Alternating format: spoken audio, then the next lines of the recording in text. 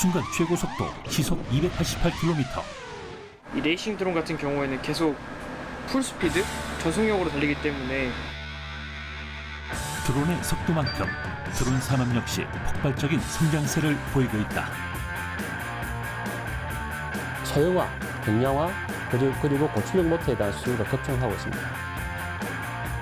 그리고 최상의 부품 생산에 반드시 필요한 히토류. 드론 산업의 우위를 점하기 위해선 무엇보다 자원 확보가 시급한데 90% of all these metals, especially the rare earth metals, are produced by China.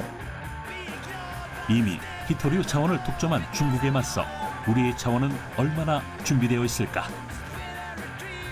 이 히토류라든지 희우금속은 그리고 IP 산업의 필수 원료로 들어가지만 저희 국내에는 없습니다. 자원이 전무한 상황에서 우리는 어떤 돌파구를 마련하고 있을까? 소재, 부품, 장비에서 해답을 찾고 있는 드론 히어로즈를 만나러 가본다.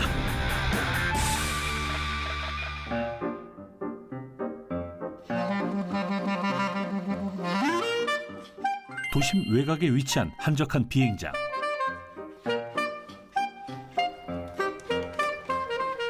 그리고 그을린 피부의 한 소년. 가방에서 드론을 하나둘 꺼내놓더니 이제 본격적으로 조립을 시작하는데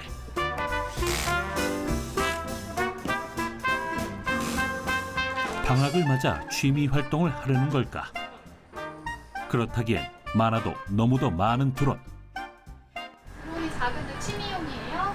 아니요, 이건 레이싱 드론이라고 이제 선수들이 경기할 때 사용하는 레이싱 드론이에요. 학생 아니세요? 학생인데 지금은 드론 레이싱 선수로 활동하고 있어요. 보통의 학생이 아니었다. 12살의 나이로 최연소 세계 챔피언에 등극한 드론 천재. 드론 레이싱계 국가대표 김민찬 선수는 출전한 세계 대회마다 1등을 석권한 것은 물론 드론과 최초로 토치 키스를 한 송하홍송의 마지막 주자로 이름을 올렸다.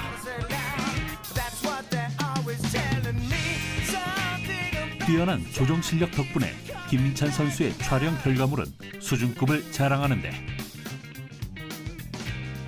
최근엔 다양한 광고, 뮤직비디오, 홍보 영상 등 촬영 감독으로서의 기량도 뽐내고 있다. 아무래도 제가 좀 많은 드론 레이싱 대회에서 우승을 했고, 그리고 제가 처음에 촬영을 나갔을 때 뮤직비디오 촬영을 했었어요. 근데 이제 다른 감독님 분들이 이제 그 영상을 보고 저를 많이 불러주시고 같이 콜라보를 많이 해가지고 그렇게 돼서 좀 유명해진 것 같기도 해요. 백문이 불여일견. 김민찬 선수의 FPV 드론 실력을 먼저 감상해보자.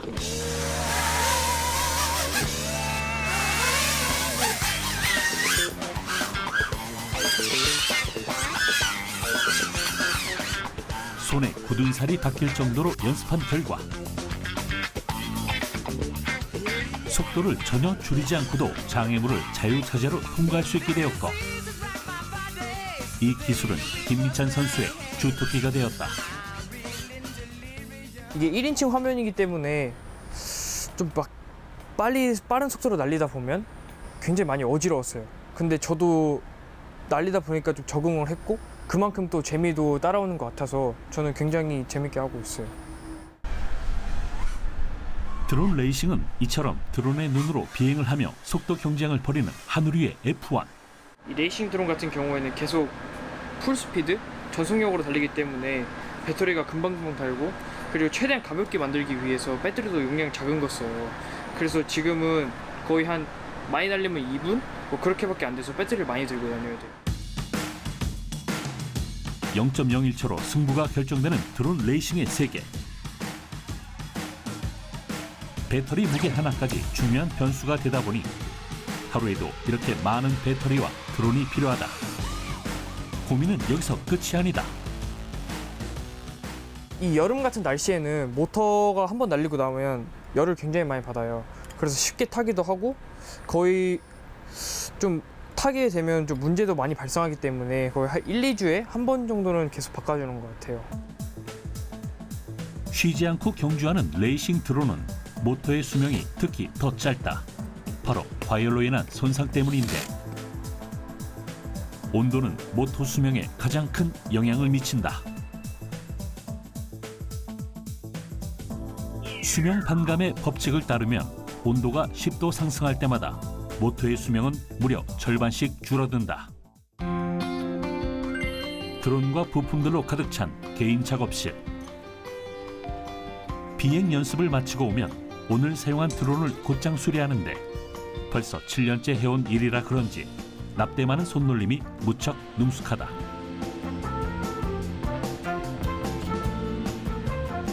드론 레이서들은 최적의 부품 조합을 만들기 위해 직접 드론을 만든다.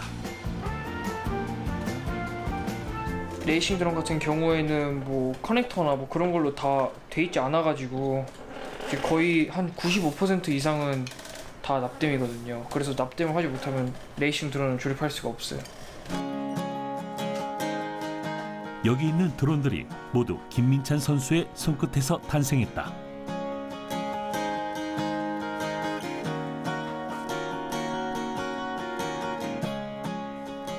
그간의 연습량을 증명해주는 폐 드론들도 이렇게나 많이 쌓여있다. 근데 원래는 훨씬 많았어요. 한 10가지 있었는데 이제 좀 다른 분들한테 무료로 나눠드리거나 그래서 지금 많이 줄은 편이에요. 김민찬 선수의 세계 최강의 실력은 사실 독한 훈련 덕분이었다. 끝없는 우승 행보를 이어왔지만 아직 국산 드론으로 우승해보지 못한 점이 큰 아쉬움으로 남았다고 하는데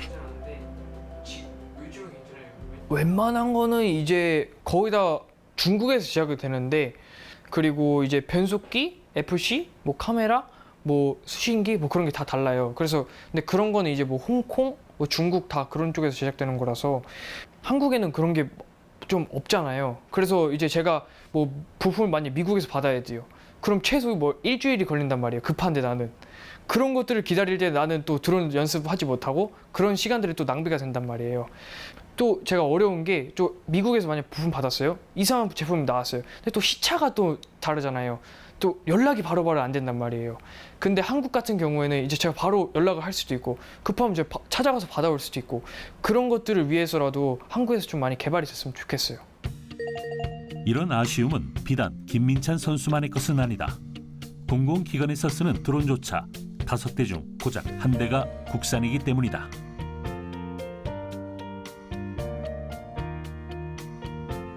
한국에선 정말로 드론 부품을 생산하지 않는 걸까? 이런 의문을 품고 찾은 이곳은 국내 최초로 드론용 전동기와 발전기 기술을 개발한 한국전기연구원. 이들은 향후 2~3년 안에 플라잉카용 전동기를 만드는 것을 목표로 개발에 박차를 가하고 있는데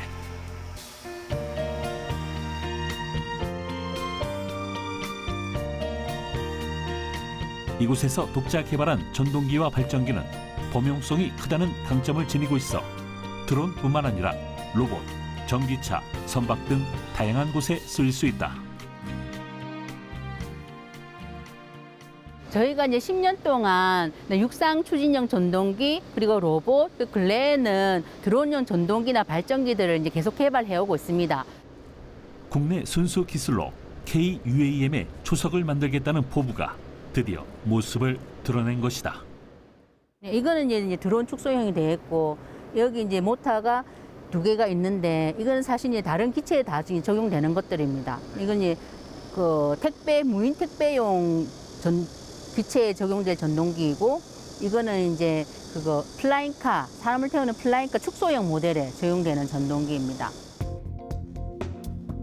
무인 택배 드론용으로 개발된 이 전동기는 높은 신뢰성과 안전성 그리고 긴 수명이 장점으로 다른 기체에도 적용이 가능하다. 크기가 좀 더 큰 이 전동기는 축소용 플라잉카에 쓰이는 전동기로 온도 안전성과 내구성이 뛰어나다.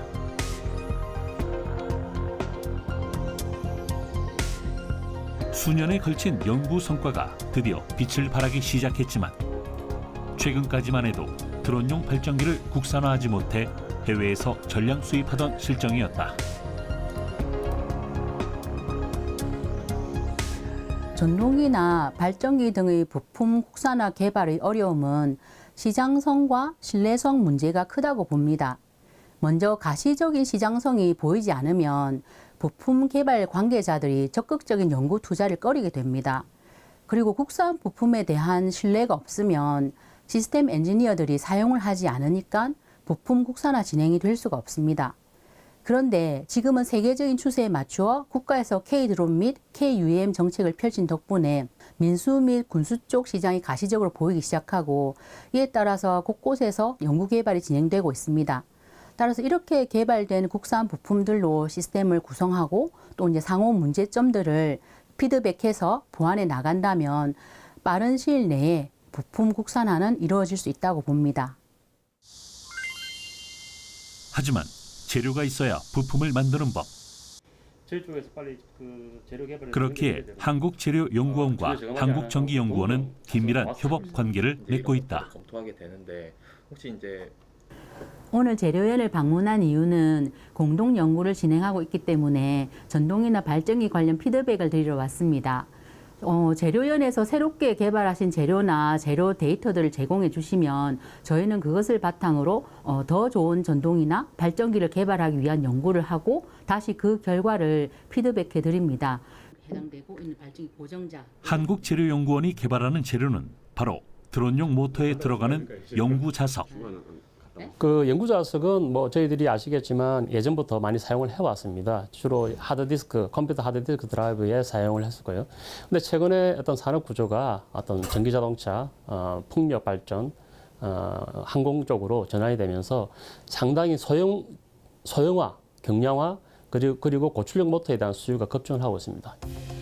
UAM, 즉 도심 항공교통의 시대가 열리면서 성능이 향상된 모터의 수요가 늘어났고 이에 따라 고성능 연구 자석의 수요 또한 늘어나고 있다.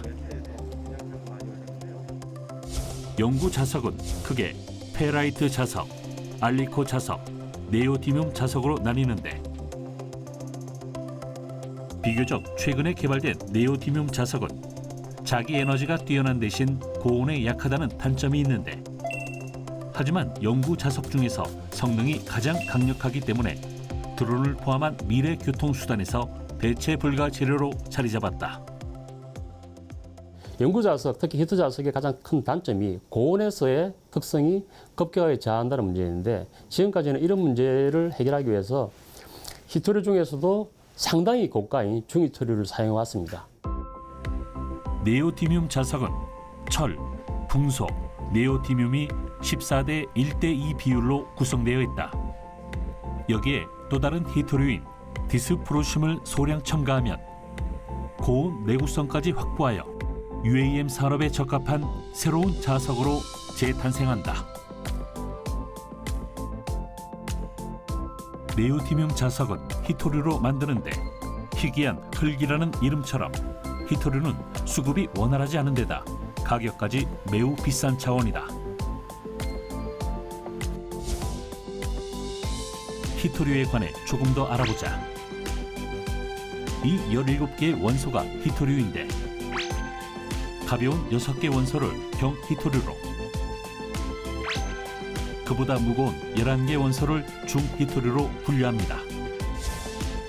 그 중에서도 네오디뮴과 디스프로슘을 비롯한 이 6종류의 히토류가 현재 연구자석 제조에 쓰이고 있다. 전기자동차 구동 모터에 사용되기 위해서는 예전에는 수급이 가장 문제가 되고 있는 그리고 가장 고가인 중히토류를 약 10% 정도 사용을 해왔습니다. 현재 저희들이 재료연구원에서 한 10여 년 정도 개발해서 현재 저희들이 그러한 중히토류를 전혀 사용하지 않고도 전기자동차 구동 모터에 사용할 수 있을 정도의 특성을 가지는 히트자석 제조 기술을 개발을 완료하였고요. 현재 기업과 국산화를 위한 공동 연구를 진행하고 있습니다. 한국재료연구원과 공동 연구를 진행해 비싼 중히토류를 적게 쓰고도 연구 자석을 만드는 기업이 있는 곳으로 찾아가 보았다. 영구 자석은 사실 최종 단계를 거치기 전엔 자성을 띠지 않는데 지금 이 공정이 자성을 만들어주는 최종 단계이다.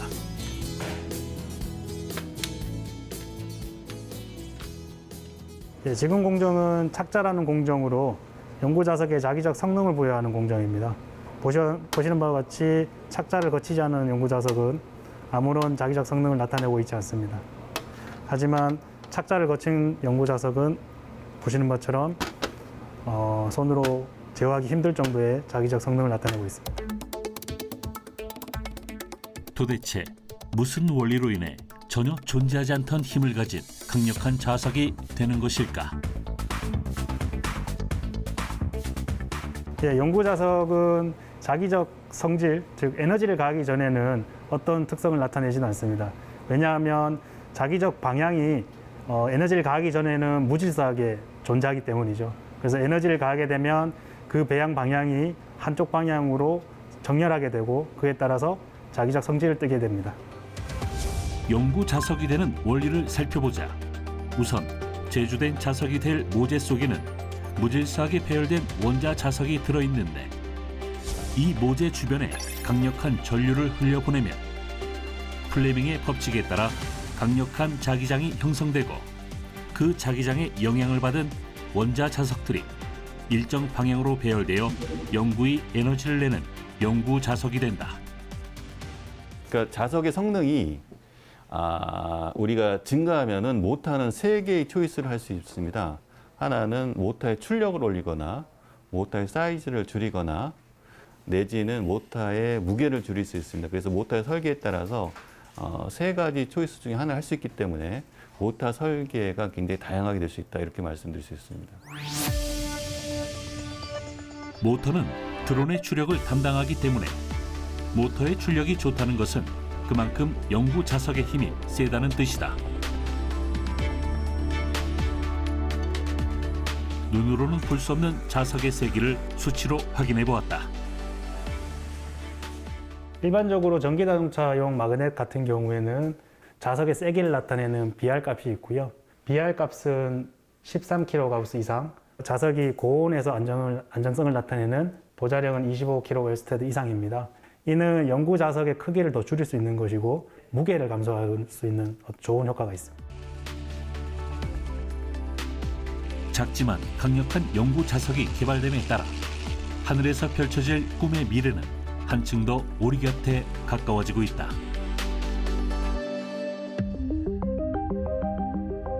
그렇다면 이곳의 핵심 기술을 이제부터 살펴보자. 이들은 값비싼 중히토류를 줄이고도 자석의 성능을 더욱 좋게 만드는 기술을 개발했다. 이 소량의 히토류 액체를 자석 겉면에 고르게 도포하면 고성능의 영구 자석이 완성된다. 이 기술을 일컬어 중히토류 저감 기술이라 부른다. 중히토 저감 기술은 자석의 열적 특성을 동등하게 유지하면서 중히토 사용량을 줄이는 기술이 중히토 저감 기술의 정의입니다. 이렇게 되면 저희가 세 가지 중요한 이점이 있는데요. 첫 번째는 중히토가 히토 중에 상당히 희귀하기 때문에 고갈의 위험성이 있거든요. 그래서 사용량을 줄이기 때문에 고갈에 대비할 수 있다는 게 가장 크고요. 두 번째는 이제 중히토가 기존 경히토 자석보다 10배에서 20배까지 비싸거든요. 그래서 가격을 굉장히 줄일 수 있다는 큰 장점이 있습니다. 그리고 이건 좀 기술적인 얘기인데 중히토가 줄어들면 자석의 세기가 자연스럽게 증가합니다. 약 5에서 8%. 그래서 중히토 저감 기술을 적용하게 되면 이렇게 세 가지 효과를 동시에 볼 수 있는 그런 이점이 있다 이렇게 말씀드릴 수 있습니다. 자석을 만들기 전에 중히토류를 넣는 것이 아니라 자석을 만든 후에 적은 양의 중히토류를 넣는다는 이 발상의 전환은 가격과 성능 면에서 히토류 영구 자석의 획기적인 변화를 가져왔다. 그렇다면 그 성능은 얼마나 될까? 저희가 히토 자석이라는 걸 만들 때 히토류가 한 30% 들어가는데요. 저희가 필요에 의해서 중히토를 사용할 수도 있고 경히토를 사용할 수 있습니다. 근데 두 개가 트레이드 오프 관계에 있어요. 경히토를 많이 사용하면은 자석의 세기가 강해지고 그다음에 온도 특성이 안 좋아지고 반대로 중위토가 많아지면 자석의 세기는 떨어지고 그다음에 온도 특성은 좋아집니다. 근데 저희가 중위토를 줄이면서 온도 특성을 개선했기 때문에 자석의 세기는 자연스럽게 증가하는 그런 원리가 되겠습니다. 이러한 성과가 나오기까지 연구에 사용할 히토류를 구하느라 어려움도 많았다고 하는데 예, 중위토류 원소는 일단 중국에서 100% 의존을 하고 있는 상황입니다. 이런 상황에서는 어떻게든 사용량을 줄이기 위해서 저희가 항상 고민하고 있고요. 저희가 기본적으로 1년에 한두 종의 어떤 슬러리를 테스트하게 되면 수십 번, 수백 번의 실패를 거치게 되는데요. 그 부분도 항상 감안해서 여러 가지 테스트를 하고 있고 특히나 여기 보시는 한 종의 분말은 이 분말을 구하기 위해서 어떤 합금 원소를 합금화를 해야 되는데 이 부분에 대해서 그 작은 양에 대해서 대응을 해주시는 업체들이 잘 없습니다. 그 부분은 또 내부적으로 국책기관을 찾아본다든가 이런 어떤 다른 활동을 통해서 만들어 보고 있고요. 자석 도포용 슬러리에 들어가는 이 히토류를 구하는 일은 정말로 쉽지 않았다. 그 이유는 바로 히토류의 편제성 때문인데 히토류 대부분은 중국에 매장되어 있다. 한국에는 정말로 히토류가 없는 걸까? 우리는 이에 대한 답을 찾기 위해 충북으로 향했다. 등산객이 아닌 건 분명해 보이는데 무엇을 하고 있는 걸까?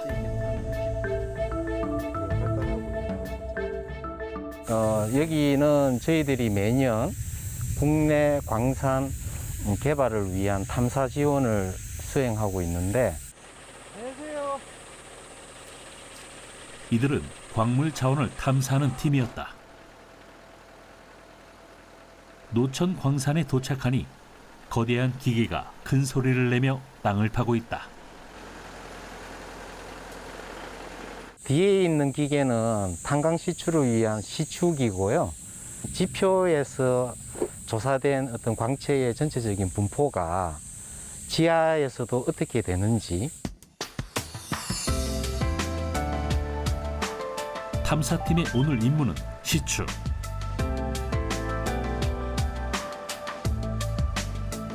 땅속 깊이 묻힌 암석을 원기둥 형태로 뽑아내고 있는데 이렇게 시추해낸 암석을 코어라고 부른다.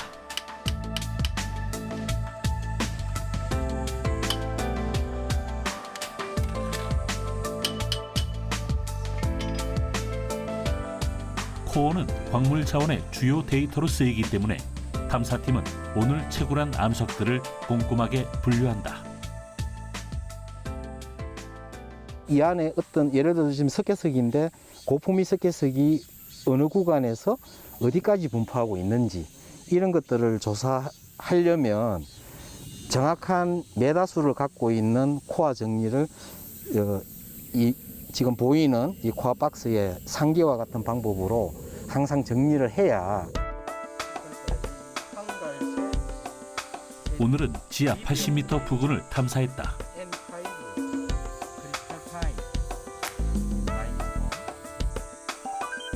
암석 이름과 색깔부터 암석을 추출한 위치까지 탐사한 내용은 하나도 빠짐없이 시추 주상도에 작성된다. 이 히토류라든지 희유금속은 잘 아시겠지만 친환경 산업 그리고 IT 산업의 필수 원료로 들어가지만 저희 국내에는 없습니다. 탐사팀이 오늘 시추한 코어들은 시료 봉투에 담겨 이곳 분석팀으로 전달되는데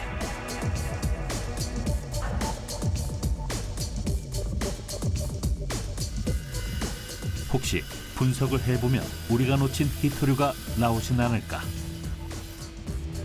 암석을 자르고 갈아 유리판에 얇게 붙인 이 박편으로 이제 현미경 관찰을 해본다.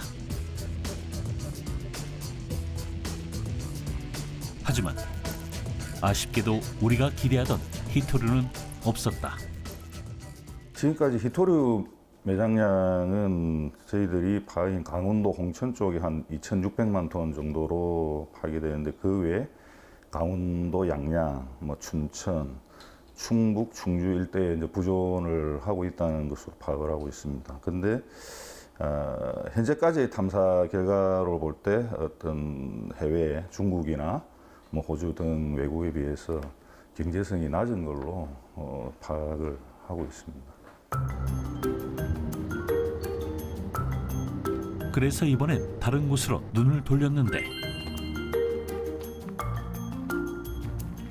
바로 수입한 히토류를 비축하고 있는 특수창고. 국내 산업에 쓰이는 모든 희소금속과 히토류가 이곳에 보관되고 있다. 과연 그 양은 얼마나 될까? 희소금속은 수급 불안이 상존하는 그런 광물입니다. 그에 따라서 수급 위기가 닥쳤을 때 안정적으로 공급할 수 있도록 적정 비축량을 확보하는 것입니다. 지금 현재 비축하고 있는 양이 저희가 한 60일 정도 되는데요. 그거를 점차적으로 100일분까지 확대하는 계획을 지금 현재 추진 중에 있습니다. 정부에서도 희소금속 확보의 중요성을 인지하여 현재는 희소금속 비축량을 계속해서 늘리고 있지만 히토류가 급부상한 상황에서 자원을 확보하기란 쉽지 않았다. 가격 예측은 참 어렵습니다. 수요가 증가할 건 예상을 하지만 그에 따라서 공급도 뒷받침이 되기 때문에 가격이 앞으로 얼마만큼 오르다 이렇게 단정적으로 말씀드리기 굉장히 어렵지만은 그에 반해서 수요는 폭발적으로 증가할 것으로 예상을 하고 있습니다. 평범한 금속처럼 보이는 히토류 광물은 은백색 또는 회백색을 띠고 있는데 이 주먹만한 돌멩이들이 우리의 첨단 미래 산업의 희망이다.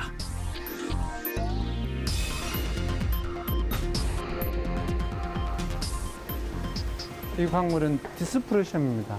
주로 연구 자석, 히토 자석을 만들 때 소량 첨가해서 사용 중에 있습니다. 디스프로슘은 다른 히토류보다 고온을 잘 견뎌 연구 자석의 필수 원료가 되었지만 중국이 생산을 독점하고 있어 공급 부족이 가장 우려되는 자원이기도 하다. 이게 저희가 비축하는 양이 3톤입니다. 3톤인데요. 보시기에는 굉장히 작은 양이라고 할 수 있습니다. 그렇지만은 산업의 구조에 따라서 양의 많고 적음을 구분할 수 있습니다. 왜냐하면 이 히토 자석의 경우에는 거의 100%, 90% 이상이 중국에서 수입이 됩니다. 향후에 연구 자석의 중요도가 높아지면 아마도 수요도 그에 따라서 많이 늘어날 거고 그에 따라 비축량도 똑같이 증감을 해야 되는 그런 산업 구조에 따라서 비축량이 조정이 되겠습니다.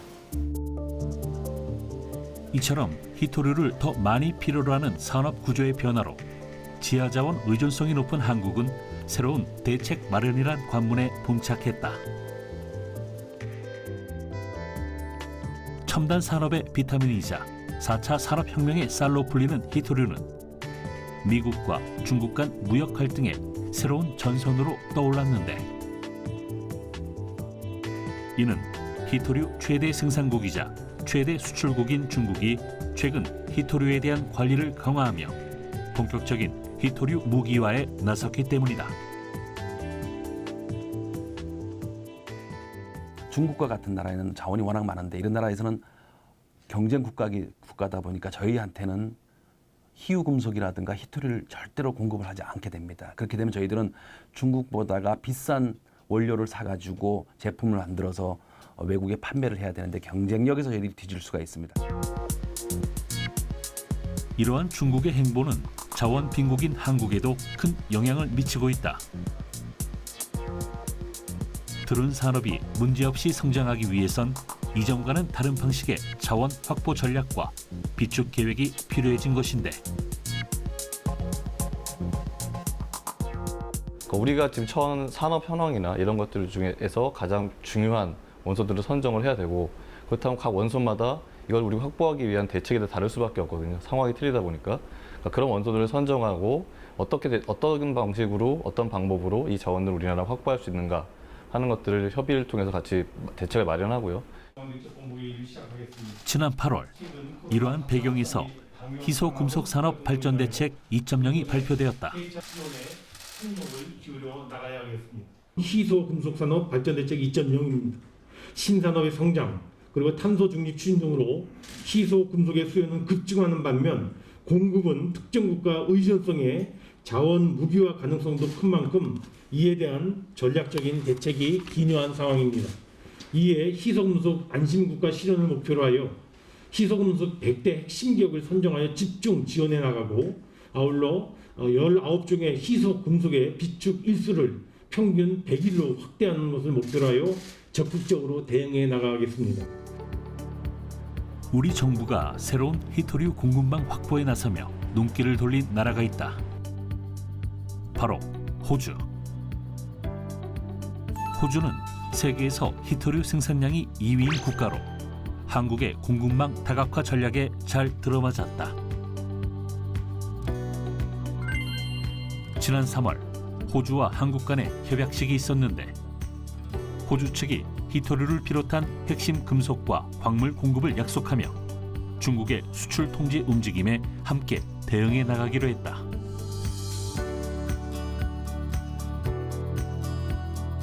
And what I would like to see is for Australia and Korea to develop that further and become success for both countries. The great innovation and manufacturing that exists in Korea and the ability for Australia to add further value to its products and supply into Korea so it's for the mutual benefit of both countries. 이곳은 충북 청주시. 호주가 희토류 생산을 약속한 곳이다. 사실 호주가 한국에 광물 공급을 약속한 데는 한국의 뛰어난 금속 재련 기술이 큰 이유가 되었다는데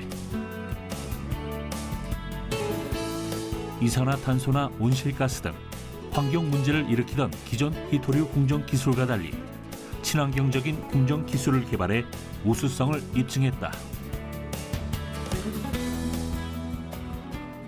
광업 강국인 호주의 지하자원을 이제 제조국 강국인 한국이 이제 씀으로 해서 이런 비즈니스 모델을 계획함으로써 두 나라가 서로 도움이 되는 구조가 자연스럽게 만들어졌습니다. 호주로부터 받게 될 이 원료로 연간 약 5천 톤에 달하는 영구 자석을 만들 수 있게 됐다. 왼쪽에 보이시는 게 희토류 산화물이라는 호주에서 공급받는 원료이고요. 이 원료를 저희 KSM에서 정제련 공정을 통해 희토류 금속으로 만들게 됩니다. 새로운 공급처를 통해 얻게 될 이 희토류 원료는 자석과 모터로 재탄생하여 한국형 UAM의 엔진을 힘차게 가동할 예정이다. 단기적으로는 국내 희토류 수입 대체 효과를 50% 이상 이룰 수 있다라는 의미가 있고요. 장기적으로는 이제 원료가 공급됨으로써 파생되는 희토류 생태계를 이제 구축을 할 수 있고, 전기차, 드론, 모바일 등 4차 산업의 핵심이 되는 산업을 한국이 주도할 수 있다는 것입니다. 자원 부족의 문제를 기술력으로 극복하며 무에서 유를 창출하고 있는 한국. 이제 추격이 아닌 선도의 길로 접어들고 있다. 이곳에선 더 놀라운 기술이 우리를 기다리고 있는데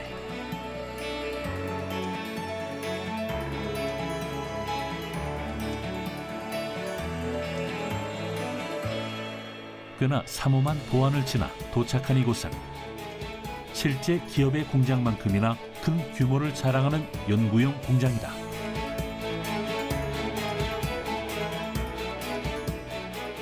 네, 여기는 희소센터의 공장동입니다. 희소금속의 소재와 관련된 공정 장비들이 주로 있는 곳이고요. 보시는 바와 같이 일반적인 연구소에 있는 장비보다 조금 큰 규모의 파일럿 플랜트 장비들이 많이 있는 곳이라고 보시면 될 것 같습니다.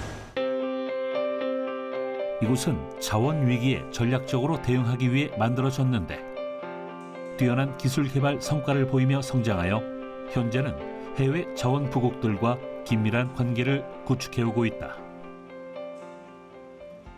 관계는 2017년부터 시작을 했고요. 우즈벡은 기본적인 광물을 많이 갖고 있는 국가이긴 하지만 광물로부터 원하는 금속 성분을 뽑아내거나 그 금속 성분을 활용한 소재화 기술은 부족한 상태입니다. 우리나라는 소재화 기술과 응용 기술은 뛰어나지만 광물이 존재하지 않기 때문에 광물 기술이 부족한 상태죠. 우즈벡 입장에서는 저희와 공동 연구를 함으로써 기존에 갖고 있는 소재 기술에 대한 현대화, 고도화에 대한 장점을 취할 수가 있을 거고요. 우리나라 같은 경우에는 원료 수급에 대한 다각화에 대응해서 국내 산업에 필요한 소재들을 원만하게 공급받을 수 있을 것으로 생각하고 있습니다. 한국희소금속산업기술센터는 그간 다양한 원천 기술을 개발해왔지만 그중에서도 가장 핵심이 되는 기술은 바로 재활용 기술이다. 그리고 이것은 폐 하드디스크에서 회수된 히토류 자석. 히토류 폐 자석인데요. 히토류가 들어있는 아주 강력한 자석입니다. 일정 기간이 지나 효율이 떨어진 영구 자석은 폐기되지만 그 안에 남아있는 히토류는 충분히 재활용할 수 있다. 우리나라에 굉장히 발달되어 있는 전방 산업들이 있지 않습니까? 뭐 자동차라든지 그다음에 전자 반도체 그래서 굉장히 많은 폐기물이 나오고 있는데 그 안에 함유되고 있는 희소금속이 양이 상당히 많습니다. 그것들을 지금 활용률이 거의 10% 이하로 매우 낮은 상태고요. 그것들을 제대로 활용할 수 있는 기술만 확보가 된다면 적어도 우리나라 자체적으로 소재에 대한 문제를 70% 이상을 해결할 수 있다고 생각하고 있습니다. 자원을 대체하거나 저감하는 기술 외에도 이렇게 재활용하는 기술을 개발한 덕에 소재 문제 해결에 새로운 활로가 생겼다. 또한 산의 자석을 녹이는 방식의 기존 공정 대신 건식 공정이라는 새로운 기술을 적용해 더욱 효율적이고 환경 친화적인 방식으로 재료를 생산하고 있다.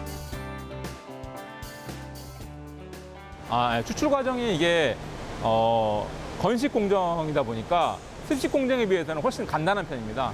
습식 공정 같은 경우는 산에 녹이고 그다음에 이걸 다시 히토류하고 철을 또 분리를 하고 또 분리한 그 히토류를 다시 그 용매나 물을 빼내서 말리고 그다음에 다시 또 그거를 금속으로 또 바꾸고 하는 좀 다단의 공정이 필요한데 저희는 거기에 비하면 상대적으로 간단한 용매 같은 것도 사용하지 않기 때문에 좀 더 환경에 더 유리한 친환경 공정이라고 말씀드릴 수 있겠습니다.